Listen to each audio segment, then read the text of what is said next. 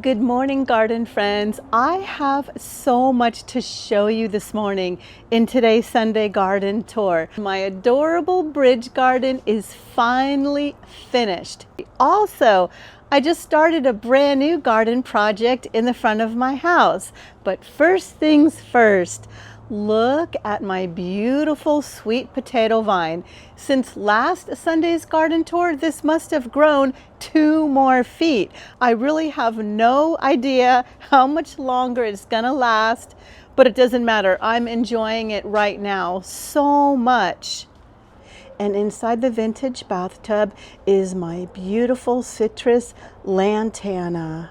The lantana is a host plant to the beautiful Gulf fritillary butterflies, and I have actually seen butterflies on this. Well, I have to say my Super Tunia Vista bubblegum is finished. I mean, nothing can last forever, right? And I think that this one is finally done, but that's okay because I always say when one flower is done blooming, another flower opens. And I can't wait to show you my project out in front. So we don't even really need to address the bougainvillea. That's finished too. Oh, but the fun thing is about the bougainvillea, when it drops all the bracts, I rake them up and use them as compost. And I'll just put it right there. You know, during the fall, a lot of the trees are gonna drop their leaves and plants are gonna die. So I don't throw anything away. See all that? And it's gonna go right here in my garden. So I kind of like clean and compost, clean and mulch as I go. So if you can tell by the wet ground and all the fallen leaves, it rained last night. I think it's so beautiful when the leaves fall and they just leave like fall decorations. That's part of fall. And over here where all of my hostas are and the Japanese maple tree is dropping its leaves, I think it's just so festive. Even the fallen leaves on the patio, I'm not going to clean those up. People go to the hobby stores and get leaves to decorate their tables. Well, I have real leaves right now to decorate my garden. But I will admit, I think my garden is definitely coming to an end, although my vinca is still adding lots of color to my garden. The super tunias are definitely finished. After today's garden tour, I do plan on taking all of these out and maybe planting some spring bulbs in there. Who knows? But yeah, they're done. But look at the beautiful vinca and my creeping Jenny. Oh my goodness, that's so beautiful. You know I've said this in previous garden tours, but I started out with only one creeping Jenny plant, just one. And then what I do is I take off a piece that has roots and then I just stick it in soil and I make all this new creeping Jenny. Look at it. Do you ever pet your plants? I think it's so beautiful. Now I'm in California, garden zone 9B, and during the winter, sometimes this will die back, but that's okay. I just cut it, but keep the root ball intact, and then voila! It does this every single year from start to finish.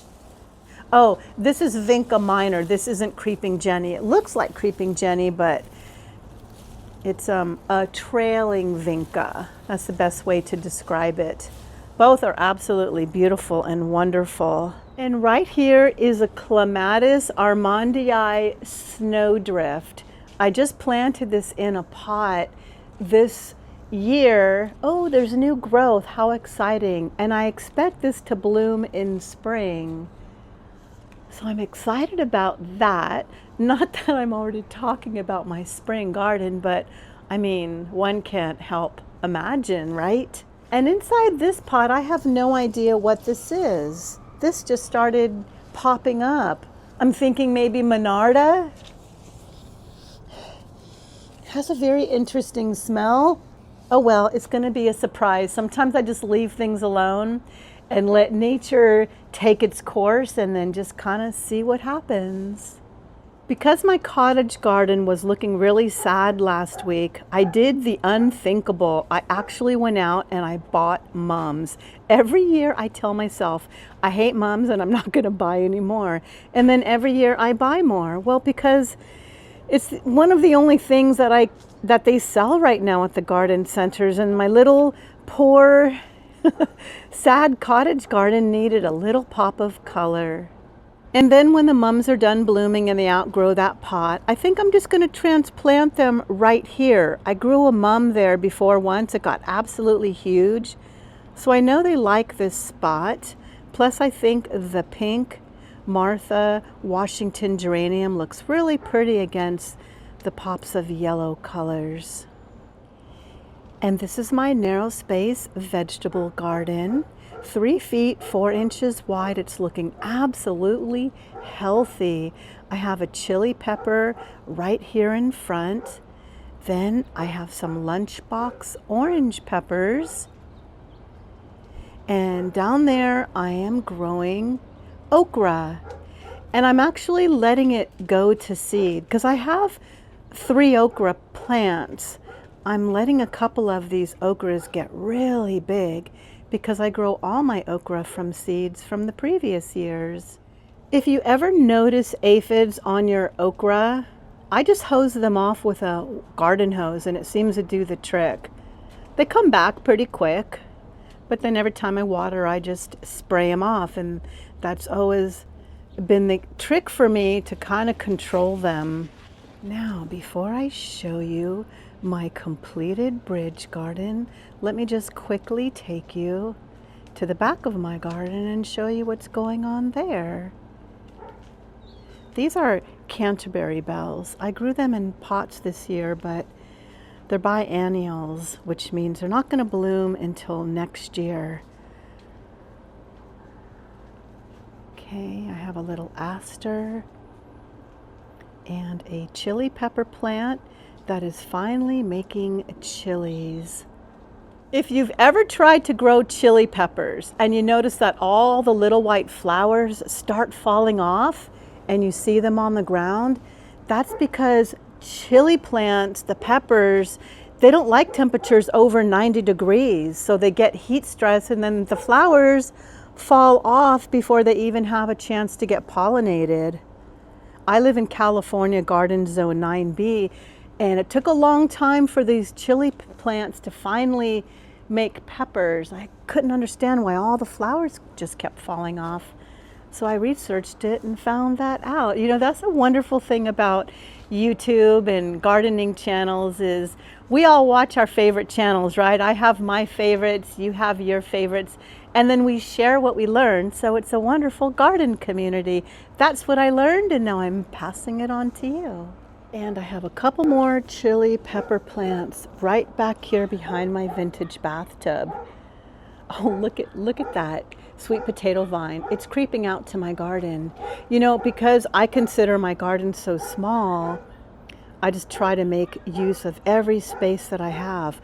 Oh, look it, and here's more of those plants. Remember the other plant in that pot? They're growing out of these pots as well.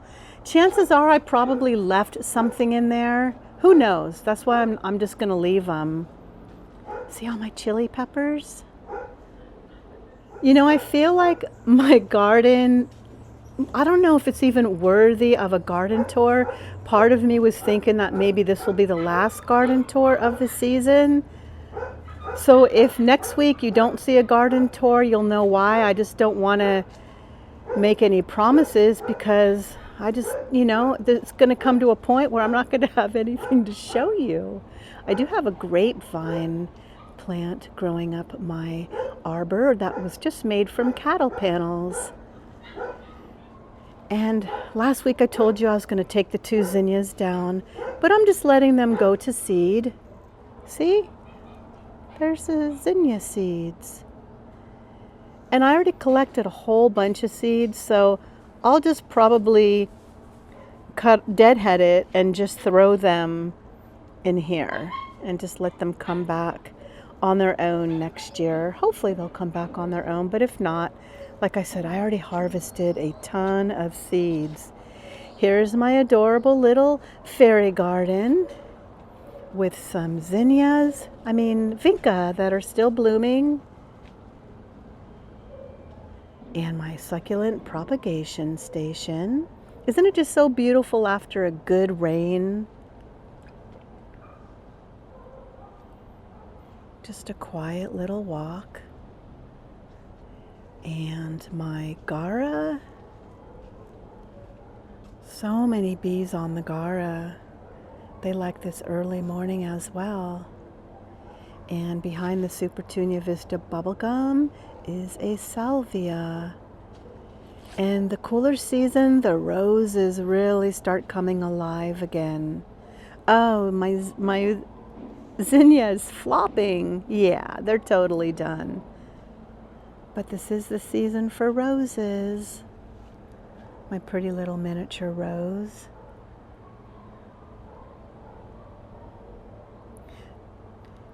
Sometimes it's sad to see things go, but that's just the way life is. You know, we all have our season for everything in life, for flowers and for us. My lily turf really performed well for me this year. And my water fountain garden with 2 clematis growing up the arbor. Oh, and I see they're blooming. Inside this barrel, I have those stone crop or portulacas. They bloom beautifully, but only when the sun's out. But look at those beautiful agaves. They're so bright and vibrant. And I've always said this, that you can really add a lot of color to your garden just through foliage. This is my cactus corner. Okay, now let me take you to my adorable bridge garden and show you how it finally came together. Ta-da! Here it is, and let me show you what I did.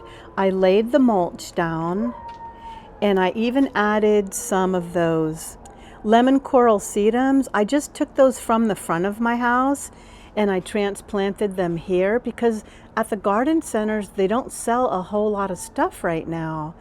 And I'm really, really happy with the blue rocks. It's actually glass. And the little stepping stones I just found at a canal. Somebody was throwing them away. They're just actually bricks, but I turned them into little miniature stepping stones. But here's the best thing about this bridge garden that I just put together. I thought of it last minute. I always hated the stucco wall underneath my kitchen window. So what I decided to do is put a mirror there because that gives the illusion like the creek, the stream, continues to flow a lot further than it really does. And I think it looks a lot more attractive than looking at that horrible stucco wall. So I couldn't be more pleased. I know a lot of you are asking, what are we finally going to name the Fisher boy? Truth is, John said Henry the Hooker, which I think is completely hilarious, but I think that's just kind of an offensive name. I like Freddie the Fisherman. And most of you have voted and suggested that. And a lot of you said Huck Finn. I think Huck and Finn would be adorable. So it's between 2 names for me. Huck Finn. This is Huck and the fish is Finn.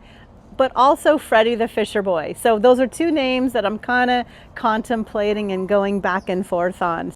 I'll announce that very soon. I know it's a silly thing. I mean, we're naming a statue, but it's fun, right? It's just fun. And if you can't have fun in the garden, then what the heck is the point? Now, I'm going to show you my brand new garden project out in front. Ta-da! Here is my new garden project. I'm finally doing it. I've been talking about putting raised boxes on top of my front lawn. Yes, this is my front lawn. All I can say is, thank goodness I don't live in an HOA, a homeowners association. And thank goodness I have wonderful neighbors. So if you've been watching my channel, you all know that I started a driveway garden. Because my garden is small, I try to make use of every space I have. In this box is a sweet potato that you can actually eat. And look at the beautiful flowers. That means it's making potatoes underneath the ground. And more okra. Look at those bad boys. They're going to make really good seeds. And this vine is a moonflower. Moonflowers are beautiful. Except you can't enjoy the flowers during the day. They only make flowers at nighttime. So what I'm doing is putting 3 raised boxes right here on my front lawn. Because I have more room out here in front, there's more room to grow big things like zucchini, artichokes, pumpkins, the larger veggies that just don't work in my narrow space vegetable garden. I purchased these with my very own money, so this video is not sponsored. The reason why I chose Vigo is because they have the pearl white, which is the same color as my other elevated garden bed, so I kind of wanted them to match. I'm finally doing something that I've been talking about for a couple years. So what I want to say to you is, if there's ever been something that you just kind of wanted to do, but maybe you were worried about what other people would think or how it would make things look around your house, I want to encourage you to just go for it. Just be yourself and garden for you and not worry about what other people think, because in the end, you have to please your spirit and your soul. And had I taken my own advice and not worried about what other people think or worried if I was going to make a mistake or do the wrong thing or regret it, I would have done this a couple years ago. Better late than never. I'm happy I'm finally doing it. So I just encourage you that if there's something that's just sticking inside you that you really want to do, just do it. Well, I hope you enjoyed today's garden tour, and I hope you have a beautiful day in your garden too. Bye.